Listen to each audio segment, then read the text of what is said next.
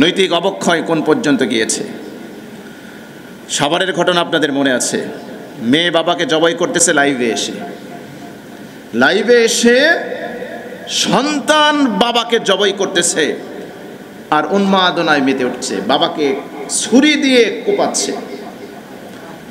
চিন্তা করতে পারেন ভাই, কোন যুগে আমরা এসেছি, কোন যুগে এসেছি। পুলিশ দম্পতির কথাও তো ভুলে যান নাই মনে হয়, ঐশীর কথাও তো মনে হয় এত তাড়াতাড়ি ভুলে যাওয়ার কথা না, কিভাবে পিতামাতাকে জবাই করেছে। তো সন্তানদের নৈতিক অবক্ষয় যে এখন কোন পর্যায়ে চলে গিয়েছে, যেটা আসলে ভাষায় ব্যক্ত করার মতো নয়। এ সন্তানদেরকে নৈতিক গুণাবলীতে গুণান্বিত করা, নৈতিক শিক্ষাদান এখন অপরিহার্য হয়ে পড়েছে। ধর্মীয় শিক্ষা এখন বাধ্যতামূলক করা উচিত, ঠিক কিনা বলেন? শিক্ষা প্রতিষ্ঠানগুলোতে এখন নৈতিক শিক্ষা, ধর্মীয় শিক্ষা এটা কম্পালসারি করা উচিত, বাধ্যতামূলক করা উচিত। কিন্তু আমরা কি দেখছি? আমরা দেখলাম প্রাথমিক বিদ্যালয়গুলোতে ধর্মীয় শিক্ষক নিয়োগ না দিয়ে সেখানে গানের শিক্ষক নিয়োগ দেওয়া হচ্ছে। নাউজুবিল্লাহ বলেন। আপনার সন্তান যদি জীবনে একটা গান না শিখে কোনো সমস্যা আছে? কোনো একটা গান না গায় কোনো সমস্যা আছে? আছে। কিন্তু যদি ধর্ম না শিখে, আল্লাহর পরিচয় না শিখে, সমস্যা আছে না নাই? রসুলের পরিচয় না শিখলে সমস্যা আছে না নাই? মুসলমানের সন্তান বিদ্যালয়ে গিয়ে গান শিখবে, আর মুসলমানের ট্যাক্সের টাকা দিয়ে সেই শিক্ষকদের বেতন হবে, আর আমার সন্তান, আমাদের সন্তান ধর্মীয় শিক্ষা গ্রহণ করার সুযোগ পাবে না। এত বড় স্পর্ধা, এত বড় দুঃসাহস এদের আসে কোত্থেকে? কোথা থেকে আসে এটা?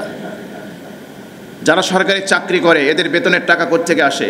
আমার আপনার ট্যাক্সের টাকা থেকে আসে। মুসলমানের রক্ত পানি করা ট্যাক্সের টাকায় আসে।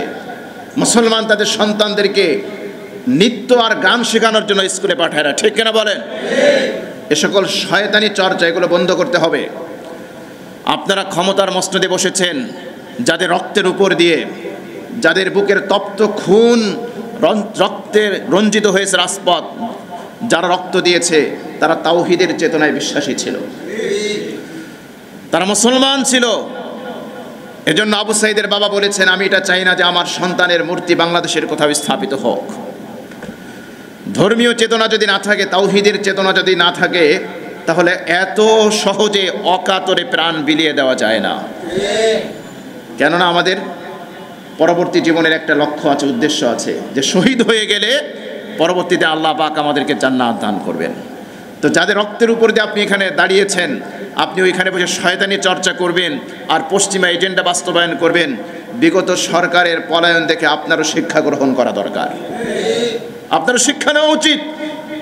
আপনি এটা ভুলে যেন না যে মানুষ আপনাকে মাথায় করে নাচবে। বাংলাদেশের মানুষ আলহামদুলিল্লাহ ধর্মীয় আবেগ তাদের ভিতরে অনেক বেশি। ধর্মীয় আবেগে আঘাত দিয়ে, এদেশের মানুষের কৃষ্টি কালচারে আঘাত দিয়ে আপনি কোনো কিছুই করতে পারবেন না ইনশাআল্লাহ। এজন্য আমরা জোর দাবি জানাই, গানের শিক্ষকের প্রজ্ঞাপন বাদ দিয়ে আপনি ধর্মীয় শিক্ষক নিয়োগের প্রজ্ঞাপন দ্রুত জারি করবেন, ঠিক কিনা বলেন? হিন্দুদের জন্য হিন্দু ধর্মের শিক্ষক, খ্রিস্টানদের জন্য খ্রিস্টান ধর্মীয় শিক্ষক, মুসলমানের সন্তানদের জন্য মুসলমান ধর্মের শিক্ষক আপনাকে নিয়োগ দিতে হবে। যেমন তেমন নিয়োগ দিলে হবে না, হক্কানে আলেমদেরকে নিয়োগ দিতে হবে। প্রকৃত যারা ধর্মের শিক্ষক তাদেরকে নিয়োগ দিতে হবে, যারা ধর্ম শেখায়। ধর্ম শিক্ষার নামে আপনি অধর্মের চর্চা করবেন, এই সুযোগ দেওয়া হবে না ইনশাআল্লাহ। কি ভেবেছেন আপনি? পশ্চিমারা আপনাকে শিল্টার দিয়ে আপনাকে সব কিছু করবে। অতীতে বহু মানুষ ভেবেছিল যে দাদা বাবুরা শিল্টার দিয়ে তাদেরকে রাখবে, কিন্তু থাকতে পারে নাই। আপনিও পারবেন না। এদেশের মানুষের কৃষ্টি কালচার, তাহজিব, তামাদ্দুন, আশা আকাঙ্ক্ষা, এগুলোর বাইরে গিয়ে আপনি কোনো কিছু করবেন, এটা কখনোই মেনে নেওয়া হবে না ইনশাআল্লাহ।